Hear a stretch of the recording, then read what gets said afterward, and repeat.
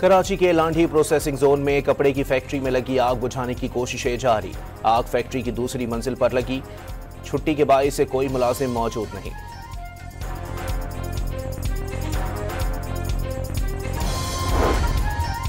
वजीर आजम का under 19 Asia cup जीतने वाली टीम के हर खिलाड़ी को 1 करोड़ रुपए इनाम देने का ऐलान।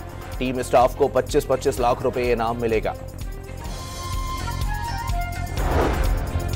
एशिया कप अंडर 19 के फाइनल में भारत के खिलाफ शानदार बॉलिंग करने वाले अली रजा के घर पर दावत आम। मेहनत का शबाब की जानिब से पूरे गांव की दावत।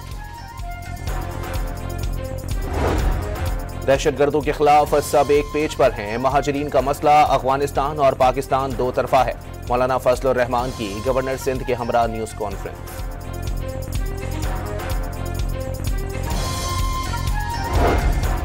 और अमीर के बालाई इलाकों में बर्फबारी के बाद दर्जे हरारत नुक्ता-ए इंजमात से गिर गया। बाबूसर टॉप और नांगा पर्वत के पहाड़ों ने सफेद चादर ओढ़ ली।